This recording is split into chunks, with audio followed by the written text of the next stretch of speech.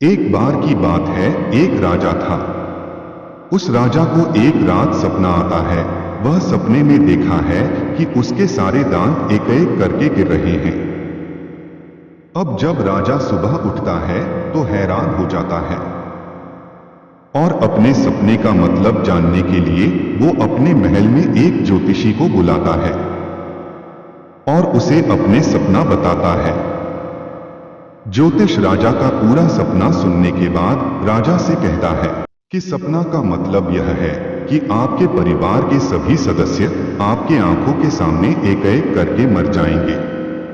यह सुनने के बाद राजा को बहुत गुस्सा आता है और वह ज्योतिष को जेल में बंद कर देता है। अब अगले दिन राजा दूसरे ज्योतिष को अपने महल में बुलाता है और उसे अपने सपने का मतलब पूछता है। वह ज्योतिष मुस्कुराते हुए राजा से कहता है कि महाराज, इस सपने का मतलब यह है कि आपकी उम्र आपके परिवार में सबसे लंबी होगी। राजा ज्योतिष का यह जवाब सुनकर खुश हो जाता है और उसे बहुत सारे सोने के सिक्के इनाम में दे देता है। दोस्तों, दोनों ज्योतिषी का कहने का मतलब एक ही था, लेकिन कहने का तरीका अलग था। शब्द अलग था, लेकिन मीनिंग एक ही था। इसी तरह अगर आपके पास बोलने का सही तरीका है, बात को बोलने के लिए सही शब्द, सही अल्फाज है, तो आप नेगेटिव बात को भी पॉजिटिव तरीके से बोल सकते हो। बिल्कुल इसी तरह एक बार एक अंधा आदमी रास्ते पर भीख मांग रहा था।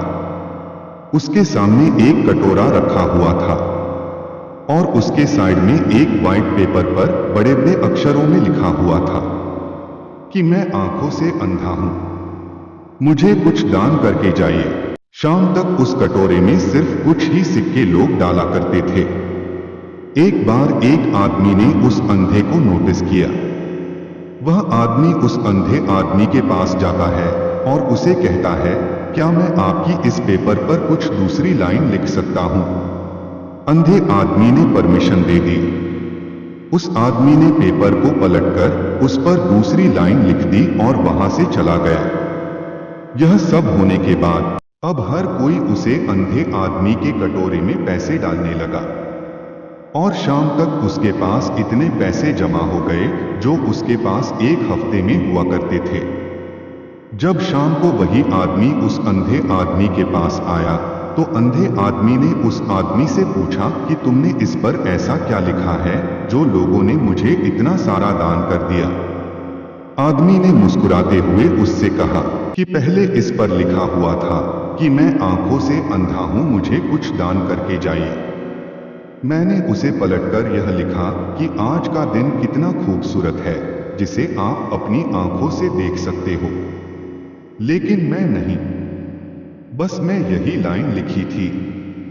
दोस्तों कहते हैं कि इतना भी मत बोलिए कि लोग आपके चुप होने का इंतजार करें, बल्कि इतना सा और ऐसा बोलिए कि आपको लोग दोबारा सुनने की चाह रखें। जिस इंसान को बोलने का, बात करने का सही तरीका आ गया ना, वह पूरी दुनिया जीत सकता है। मोबाइल देखने से और घंटे घंटे तक रील स्क्रॉल करने से और गेम्स खेलने से आपको झूठी खुशी तो मिल सकती है, लेकिन असली दुनिया में आपका कोई भी औकात नहीं, और यही कड़वी सच्चाई है। इसीलिए असली दुनिया में जीना सीखो और सही तरीके से बात भी करना सीखो। दोस्तों, अगर आपको हमारी ये कहानी पसंद आई तो लाइक करिए, सब्सक्राइब करिए। धन्यवाद, नमस्कार, थैंक यू।